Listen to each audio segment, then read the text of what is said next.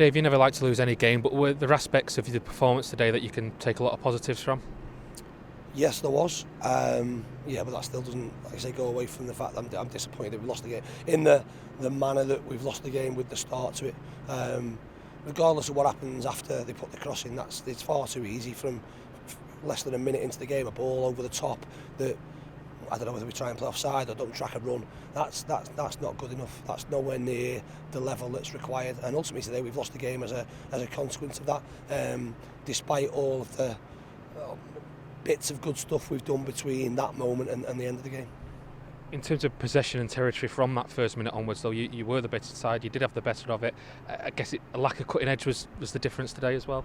Yeah, our quality in the final third wasn't good enough. Our decision making in the final third wasn't good enough. And then when we did get those opportunities, we didn't put them away. We've had sort of 2 or 3 really good chances that we've not taken. And we've scored an own goal from our bad play.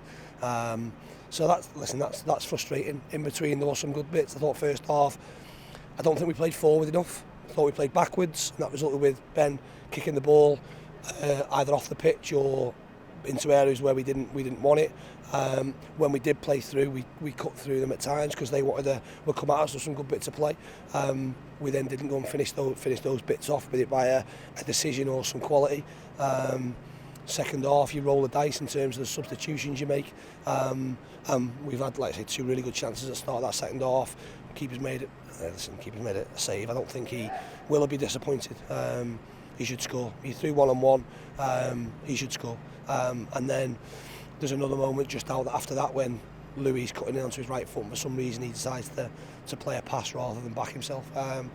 So we huffed and puffed beyond that. But our quality needs to be better, especially if you're going to be up there competing. Tell us about those changes that you did make at the break. It almost looked like a 4-4-2 at times, and it certainly had an impact because they ended up trying to match you as the game went on. No, I suppose they are similar in terms of what they do to what we do. So their shape is almost billed as a 4 with Josh Karoma high, but sometimes he looks like a wing back. So we wanted to try and match that, if you like, and be 3v3 against them in the middle of the pitch.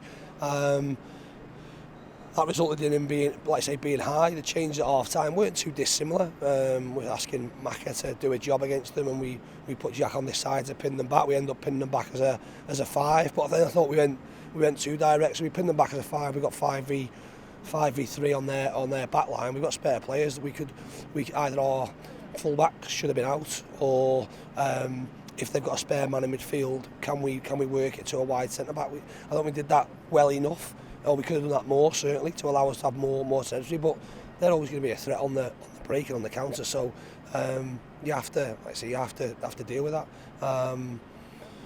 Again, you're then making changes just based on the game and based on what it looked like, but also based on what we've got ahead of us in the next 8 days. So before today's game, we've picked a team that we thought could be effective in today's game. That team will be different on. Again, lose track of days. That'll be different in the Rotherham game, which will be then different again in the Birmingham game, and similar with Mansfield.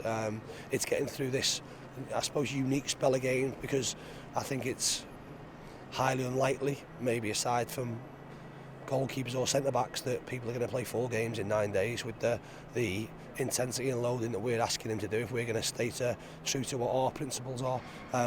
So we have to look at mixing things up, which will bring opportunities, but people need to take them opportunities. Again, I'm not sick of saying it, but people get chances. You've got to understand the game and go and have an impact, and an impact for me just isn't getting people off the seat and then making them sit back down again. You've got to have a positive impact around, if you're a forward player, goals and assists and goal opportunities.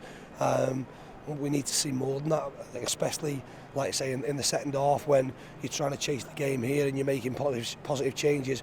We've got attacking players on the pitch. Those attacking players have got to go and hurt teams. Huddersfield certainly looked to slow the game down in that second half, as is their right to do when they're protecting a lead. I was looking down at you at the touchline, was there a frustration when the added time went up just 3 minutes? Well, obviously, because we played in a game last week against Peterborough where there was 7 minutes in the second half and there was nowhere near as many changes as there was in this part. So I'll speak to the fourth official. He thinks he's wrote down what the subs were. I know that based on looking at what substitutions were made, they were nowhere near what he said they were, and that's not cost us the game.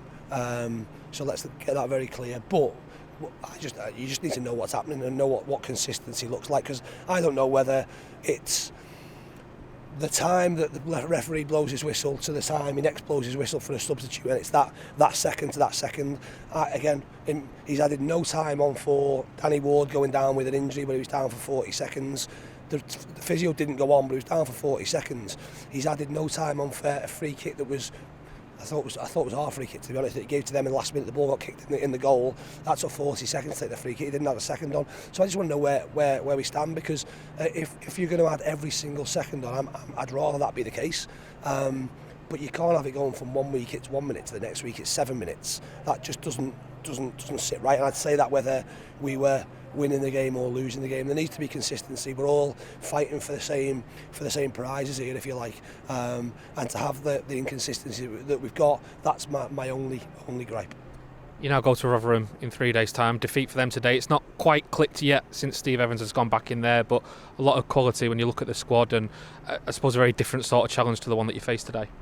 Yeah, completely different, but in the same breath, another big one, because you have to deal with how they go about things. You have to deal with the things that they throw forward, the threat at the top end of the pitch. You've got to defend well, and then you've got to try and stamp your authority on the game in terms of how you want it to be played. So, like I say, a good challenge for us, and one that we'll look forward to, we'll prepare properly for, and hopefully go and try and pick 3 points up after getting on today.